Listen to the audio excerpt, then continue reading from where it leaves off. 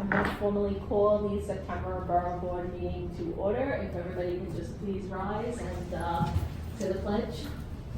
I pledge allegiance to the flag of the United States of America and to the republic for which it stands, one nation, under God, indivisible, with liberty and justice for all. We're going to call the meeting to order. We're going to start with attendance. Everybody is here except Bob, who was probably stuck in traffic. For those of you who don't know, Dana McGee retired after many long years of service as the Community Board 2 Chair. So now we do have a new Community Board 2 Chair, who is Bob Collegio. Okay, I'm just going to go right into the acceptance of the minutes. I know Brooke emailed everybody ahead of time, so if I could just entertain a motion to accept. Okay, Jerry, can I have a second, please? Okay. Chris, thank you. Okay, so for our presentation today, we have Snug Harbor here, and they are going to give a presentation regarding their master plan. So Eileen, I will turn the floor over to you. Thank you so much. Okay, so we'll try to make it short and sweet. Thank you so much. And some of you, Chris and Nicole, have seen ours, and Chris has seen our song and dance before. But we're really grateful to have this opportunity to talk to you guys today and present on our really exciting master plan, otherwise known as the CPSD.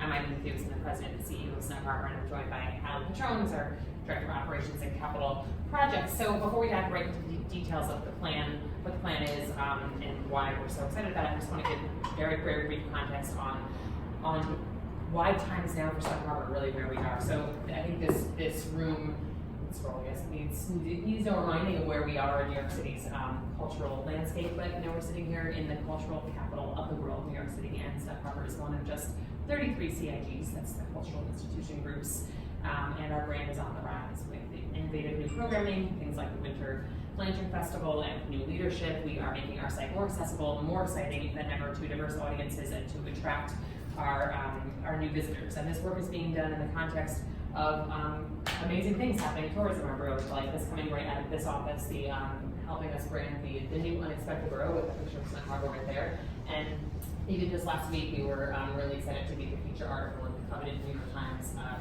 somewhere in the city spot. So the word is getting out.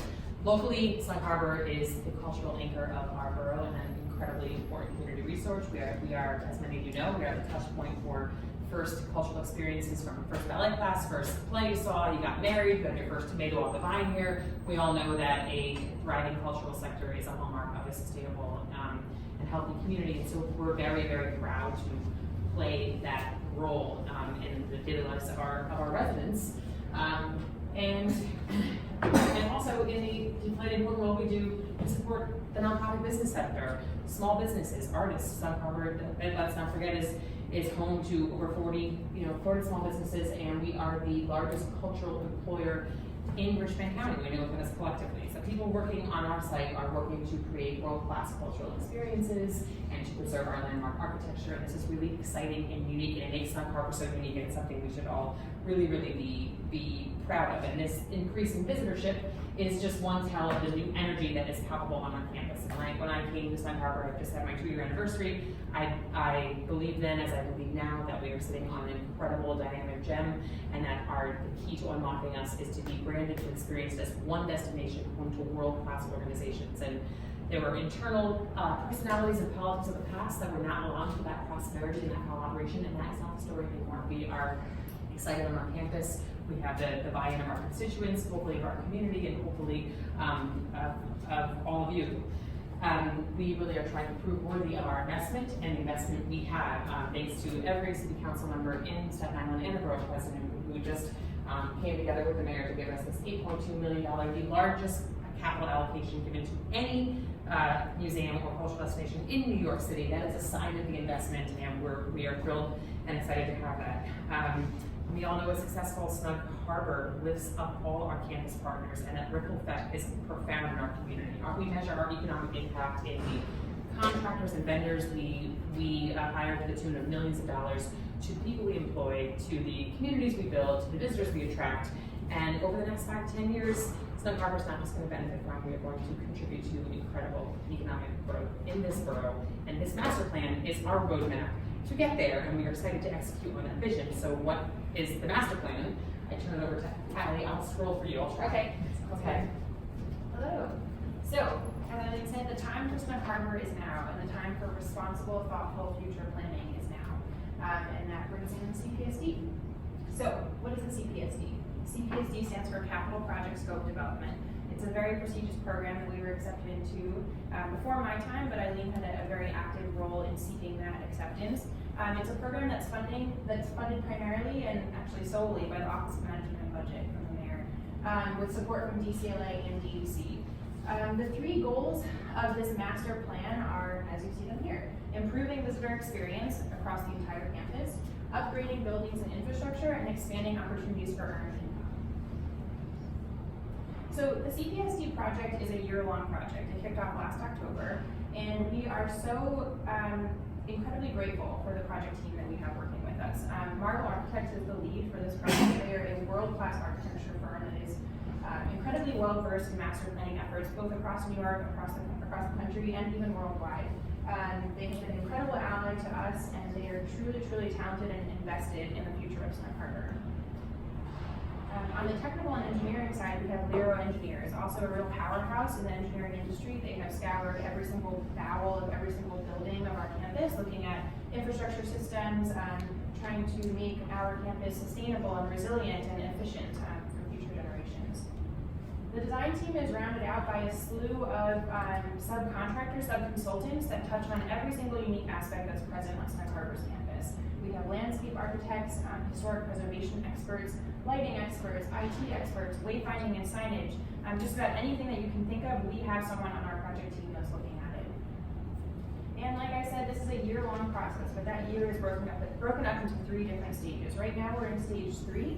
So just to backtrack, stage 1 was a very intensive data gathering phase. So, our design team was kind of elbows deep in all the historic blueprints on our campus. They were reaching out to constituents and tenants and staff, really versing themselves in the challenges present at Snug Harbor.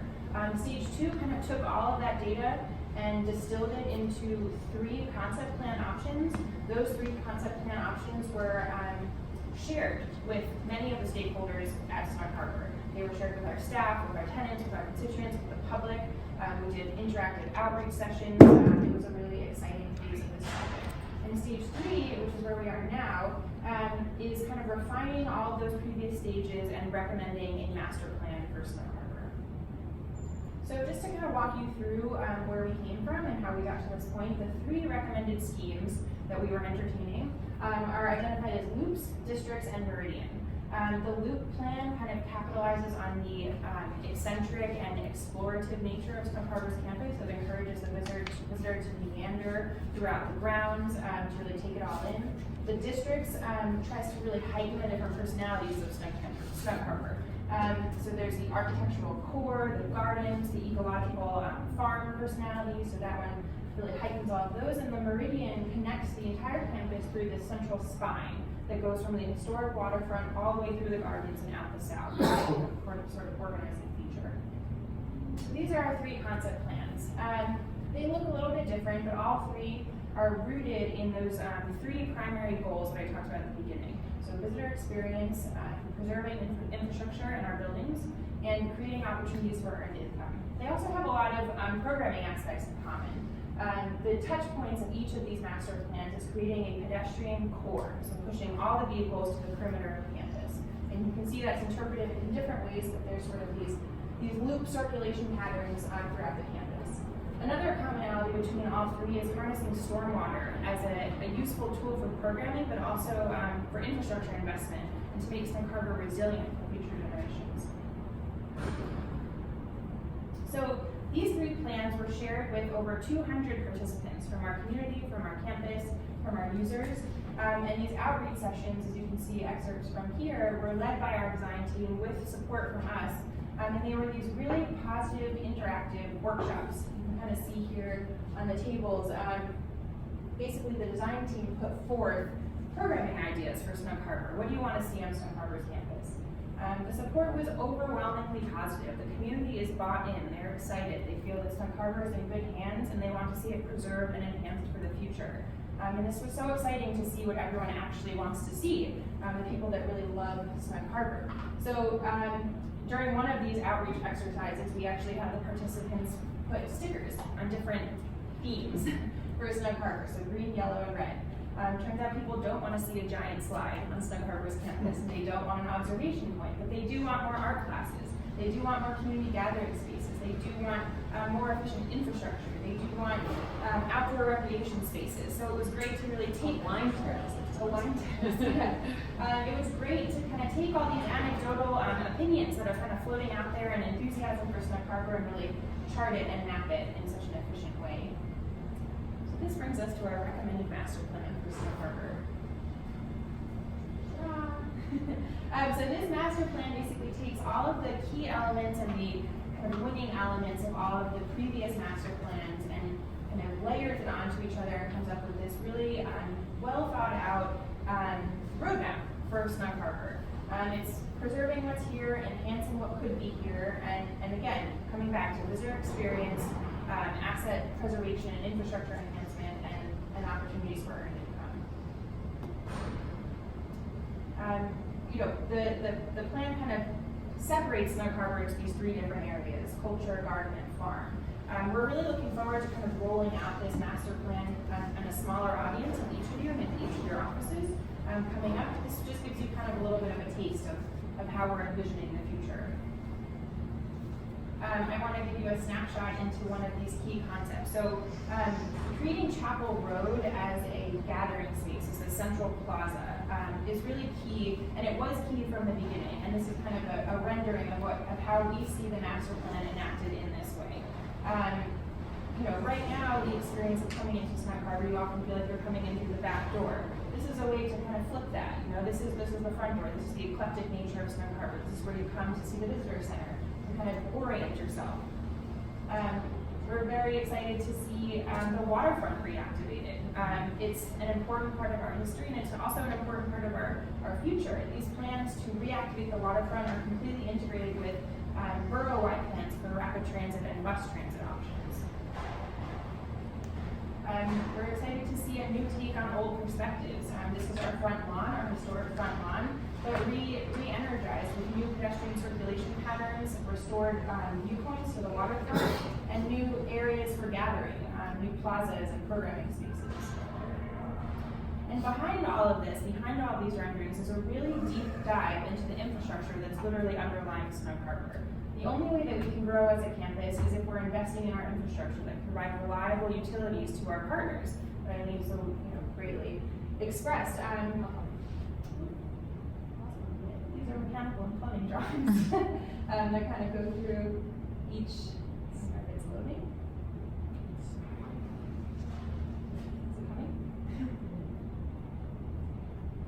But anyway, the project team basically mapped every single infrastructure system that's present on our campus, and not only looked at what's there, but looked at how to improve it for the future. And this is really in sync with those $40 million of capital investments that we talked about at the top of the program. Our HVAC infrastructure project that was just recently fully funded that we're so excited about is perfectly integrated into the infrastructure recommendations of this master plan. This master plan is meant to be buildable, practical, tangible, and not just from an architectural standpoint, but from a real asset preservation standpoint. I'll keep going. So what can you expect at the end of this master planning process?